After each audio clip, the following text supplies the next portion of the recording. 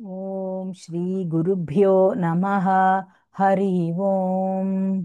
ॐ नमो भगवते वासुदेवाय। ॐ श्रीकृष्णाय परब्रह्मणे नमः। अथ श्रीमन्नारायणीयं द्विचत्वारिंशत्तमं दशकं शकटासुरवधवर्णनम्।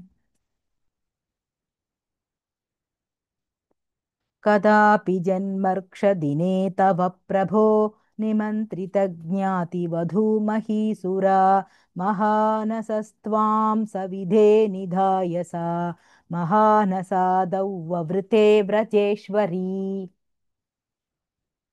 ततो भवत्राणनियुक्तबालकप्रभीतिसङ्क्रन्दनसङ्कुलारवैः विमिश्रमश्राविभवत्समीपतः परिस्फुटद्दारुचटच्चटारवः। ततस्तदा कर्णनसम्भ्रमश्रमप्रकम्पिवक्षोजभराव्रजाङ्गनाः भवन्तमन्तर्ददृशुः समन्ततः विनिष्पतद्दारुणदारुमध्यगम्। शिशोरहो किङ्किमभूदिति द्रुतं प्रधाव्यनन्दः पशुपाश्च भूसुराः भवन्तमालोक्य यशोदया धृतं समाश्वसन्नश्रुजलार्द्रलोचनाः। कस्कोऽनुकौतस्कुत्त एष विस्मयः विशङ्कटैयच्छकटौ विपाटितं न कारणं किञ्चिदिहेति ते स्थिताः स्वनासिकादत्तकरास्त्वदीक्षकाः। कुमारकस्यास्य पयोधरार्थिनः प्ररोदने लोलपदाम्बुजाहतं मया दृष्टमनो विपर्यगात् इतीशते पालकबालका जगुः।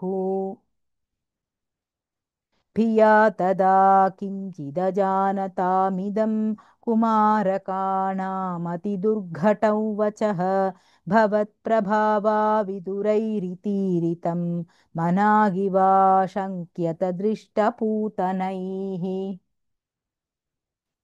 प्रवालताम्रं किमिदं पदं क्षतं सरोजरं यौनु करौ विरोजितौ इति प्रसर्पत्करुणातरङ्गिताः त्वदङ्गमापस्पृशुरङ्गनाजनाः।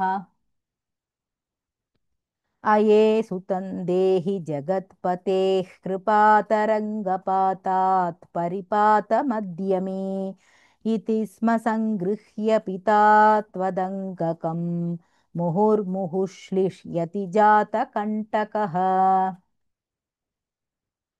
अनो निलीनः किल हन्तुमागतः सुरारिरेवं भवता विहिंसितः रजोऽपि नो दृष्टममुष्य तत्कथं सशुद्धसत्त्वे त्वयि लीनवान् ध्रुवम्। प्रपूजितैस्तत्र ततो द्विजातिभिः विशेषतो लम्भितमङ्गलाशिषः व्रजन्निजैर्बाल्यरसैर्विमोहयन् मरुत्पुराधीशरुजाञ्जहीहि मे। इति श्रीमन्नारायणीये शकटासुरवधवर्णनं नाम द्विचत्वारिंशत्तमं दशकं समाप्तम्। नारायणाखिलगुरो भगवन्नमस्ते। नारायणाखिलगुरो भगवन्नमस्ते।